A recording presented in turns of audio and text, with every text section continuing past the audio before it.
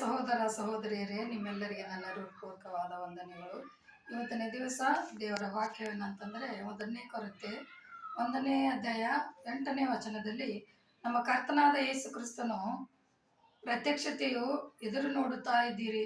ನಮ್ಮ ಕರ್ತನಾದ ಯೇಸು ಕ್ರಿಸ್ತನು ಎದುರು ನೋಡುವ ಪ್ರತ್ಯಕ್ಷತೆಯಲ್ಲಿ ಯಾರ್ಯಾರಿದ್ದಾರೆ ಅವರನ್ನು ದೇವರು ಯಾವ ತಪ್ಪು ಹೊರಿಸದಂತೆ ಅವರನ್ನು ಕಡೆಯ ದಿನಗಳವರೆಗೆ ದೃಢಪಡಿಸುತ್ತಾ ಇರ್ತಾರೆ ಅಂತೇಳಿ ದೇವ್ರ ವಾಕ್ಯ ಹೇಳ್ತದೆ. ಅದೇ ಪ್ರಕಾರ ಅದೇ ಉದಾಹರಣವಾಗಿ ಒಂದು 3 ಜನರ ಉದಾಹರಣೆಯನ್ನು ಹೇಳಲು ಬಯಸ್ತೇನೆ.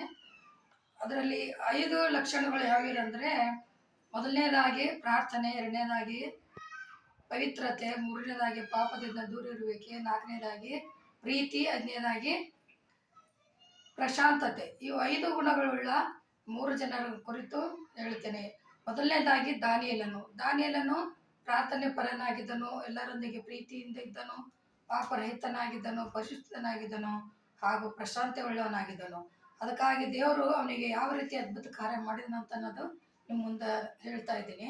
ದಾನಿಯೇಲನು ಪ್ರತಿ ದಿವಸ ಹೀಗೆ ಪ್ರಾರ್ಥನೆ ಮಾಡ್ತಾ ಇರುವಂಥ ಸಮಯದಲ್ಲಿ ಪ್ರತಿಯೊಬ್ಬರು ಅವನನ್ನು ಅಬ್ಸರ್ವೇಷನ್ ಅಂದರೆ ನೋಡ್ತಾ ಇರ್ತಿದ್ರು. ಅಂದ್ರೆ ಯಾವ ತಪ್ಪಿನಲ್ಲಿ ಸಿಗ್ತಾನೋ ಅಂತೇಳಿ ಅವ್ರು ಕಾಯ್ತಾ ಇದ್ದಾಗ ಒಂದೊಂದು ಏನಾಗ್ತದೆ ಅಂದರೆ, ನೆಬೂಕದ್ನೆಚ್ಚರ್ ಎಂಬ ರಾಜನು ಒಂದು ಬಂಗಾರದ ಮೂರ್ತಿಯನ್ನು ಮಾಡಿ ಇಡ್ತಾನೆ.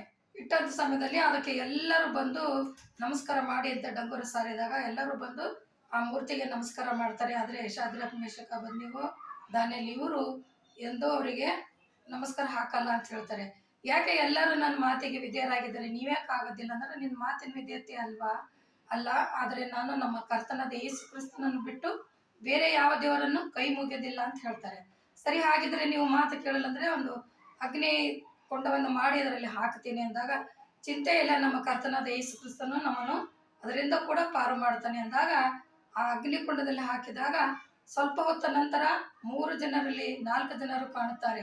ಅವರು ನೋಡಿ ತಿರುಗಾಡೋದನ್ನು ನೋಡಿ ರಾಜನು ತುಂಬ ಚಕಿತನಾಗಿರ್ತಾನೆ, ಆಶ್ಚರ್ಯಗೊಳ್ತಾನೆ. ನಾನು ಹಾಕಿದ 3 ಜನರನ್ನ 4 ಜನ ಕಾಣಿಸ್ತಾ ಇದ್ದಾರೆ, ಅದನ್ನು ಆತನು ತುಂಬ ಪ್ರಕಾಶಮಾನವಾದ ದೇವರು ಕರೆದು ಅವರನ್ನು ಕರೀತಾರೆ. ಕರೆದು ಕೂಡಲೇ ಕರ್ತನ ಪರಲೋಕ ರೋಣವಾಗಿ ಹೋಗ್ತಾರೆ. 3 ಜನ ಹೊರಗೆ ಬಂದಾಗ ಅವರು ಒಂದು ಚಿಕ್ಕ ಕೂದಲು ಸಹ ಸುಟ್ಟಿರೋದಿಲ್ಲ, ಅವ್ರ ಮೈ ವಾಸನೆ ಕೂಡ ಇದ್ದಿರಲಿಲ್ಲ. ಅಷ್ಟು ಸುರಕ್ಷಿತವಾಗಿ ದೇವರು ಆತನನ್ನು ಕಾಪಾಡಿದರು. ಇದರಿಂದ ನಮಗೆ ಗೊತ್ತಾಗ್ತದೆ ಆತನ ದೇವರಲ್ಲಿ ಎಷ್ಟು ಪ್ರೀತಿಯಿಂದ, ಎಷ್ಟು ಪರಿಶುದ್ಧತೆಯಿಂದ, ಎಷ್ಟು ಪ್ರಾರ್ಥನೆಯಿಂದ ಇದ್ದಾನೆ ಅಂತೇಳಿ. ಅದೇ ಪ್ರಕಾರ ಇನ್ನೊಬ್ಬನು ದಾವೀದನು ಕೂಡ ಚಿಕ್ಕನಿಂದಲೇ ತನ್ನ ತಂದೆಯ ಮಾತನ್ನು ಮೀರದೆ ವಿಧೇಯನಾಗಿರ್ತಿದ್ದ. ಒಂದಾನೊಂದು ಸಲ ಅವ್ರ ಅಣ್ಣ ತಮ್ಮಂದಿರಿಗೆ ಬುತ್ತಿಯನ್ನು ತೆಗೆದುಕೊಂಡು, ಹೋಗು ಮಗನೇ, ನಿಮ್ಮ ಅಣ್ಣಂದರಿಗೆಲ್ಲ ಅಂತ ಹೇಳಿದಾಗ ಸರಿ ಅಂತೇಳಿ ತಗೊಂಡು ಹೋಗಿರ್ತಾನೆ. ಅವ್ರು ಹೋಗಿ ಅಲ್ಲಿ ಫಿಲಿಷ್ಟಿಯರಿಗೆ ಮತ್ತು ಇಸ್ರಾಯೇಲರಿಗೆ ಯುದ್ಧ ನಡೀತಾ ಇರ್ತದೆ. ಅಂಥ ಸಮಯದಲ್ಲಿ ಹೋಗಿರ್ತಾರೆ. ಅಲ್ಲಿ ಹೋಗಿ ಅವರಿಗೆ ಊಟಕ್ಕೆ ಕೊಟ್ಟು ಅಲ್ಲಿ ಏನು ನಡೀತದೆ ಅಂತ ಅಲ್ಲಿ ಹೋಗಿ ನೋಡಿದಾಗ ಆ ಗೊಲಿಯಾತನೆಂಬನು ಒಬ್ಬ ಎತ್ತರ ಗಾತ್ರ ಮನುಷ್ಯ ಇರ್ತಾನೆ. ಆತನ ಮೈ ತುಂಬ ಎಲ್ಲ ಕವಚಗಳು ಧರಿಸಿಕೊಂಡು, ಬನ್ರಿ ಇಸ್ರಾಯೇಲ್ದವರು ಯಾರು ಬರ್ತೀರಿ, ಯಾರಾದರೂ ಒಬ್ಬರೇ ಬರ್ರಿ ನನ್ನ ಜೊತೆ, ನೀವೊಬ್ಬರು ಯುದ್ಧ ಮಾಡ್ಬೋದು, ನಾವು ಯುದ್ಧ ಮಾಡ್ಬೋದು, ಎಲ್ಲ ಜನರು ಸುಮ್ಮನೆ ಜನಗಳು ಸಾಯ್ತಾರೆ, ಒಬ್ಬೊಬ್ಬರೇ ಬಂದು ನನ್ನ ಜೊತೆ ನೀವು ಯುದ್ಧ ಮಾಡ್ರಿ ಅಂತ ಹೇಳಿದಾಗ ಯಾರು ಹೋಗೋದಿಲ್ಲ. ಸೌಲನ ಮಕ್ಕಳು ಭಯ ಪಡ್ತಾರೆ, ಯಾರು ಹೋಗೋದಿಲ್ಲ. ಕಡೆಯ ಕ್ರಿಯಲ್ಲಿ ಈತನು ನೋಡ್ತಾನೆ. ನೋಡಿ ಅವನೇನಂತಾನೆ, ಎಲೆ ಇಸ್ರಾಯೇಲ್ರೇ, ನಿಮ್ಮ ದೇವರ ಹೆಸರಿನಿಂದ ನೀವು ಬರ್ತೀರಾ ಹೇಗೆ ಅಂತೇಳಿ, ನೀವು ಪಾಪಿಗಳು ಅಂತ ಹೇಳಿದಾಗ ಆತನಿಗೆ ತುಂಬ ಕೋಪ ಬರ್ತದೆ. ಇಸ್ರಾಯೇಲ್ ಜನರನ್ನು ಈ ರೀತಿ ಹೇಳಿಸ್ತೀಯಾ, ನನ್ನ ಕರ್ತನಾದ ಯೇಸು ಕ್ರಿಸ್ತನ ಹೆಸರಿನಿಂದಲೇ ನಾನು ಬರುತ್ತೇನೆ, ನಿನ್ನನ್ನು ನಾಯಿ ಥರ ಹೊಡೆದು ಹಾಕುತ್ತೇನೆ ಅಂತ ಹೇಳ್ತಾನೆ. ಅವಾಗ ಅವನಿಗೆ, ಇವನು ಚಿಕ್ಕ ಹುಡುಗ ಅಂದರೆ ಅವನು 17 ವರ್ಷ ಹುಡುಗಿರ್ತಾನೆ.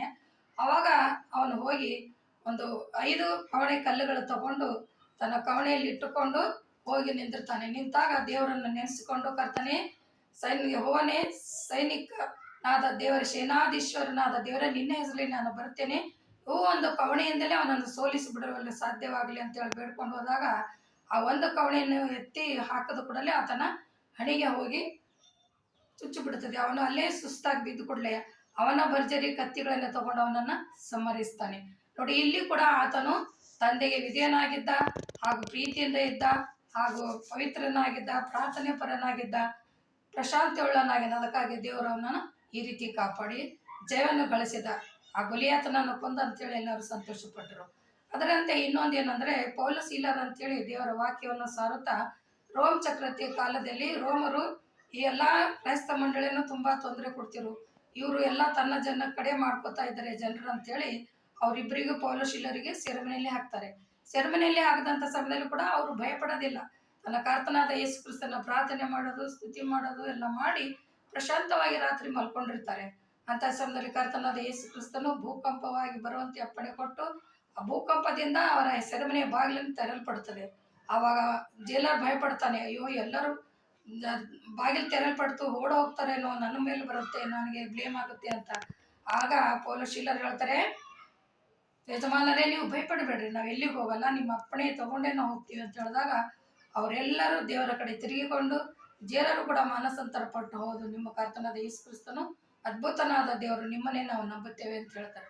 ಇದಕ್ಕೆಲ್ಲ ನೀವು ಇವಾಗಲೇ ಕೇಳಿದಂತೆ ದೇವರನ್ನ ನಂಬಿದ ಮಕ್ಕಳು ಆತನ ಇರ್ತಕ್ಕಂಥ ಒಳ್ಳೆ ಎಲ್ಲ ಗುಣಗಳ ಮೂಲಕವಾಗಿ ದೇವರನ್ನು ಹೇಗೆ ಸುರಕ್ಷಿತವಾಗಿ ಕಾಪಾಡಿದಂತೆ ಕೇಳಿದ್ರಿ.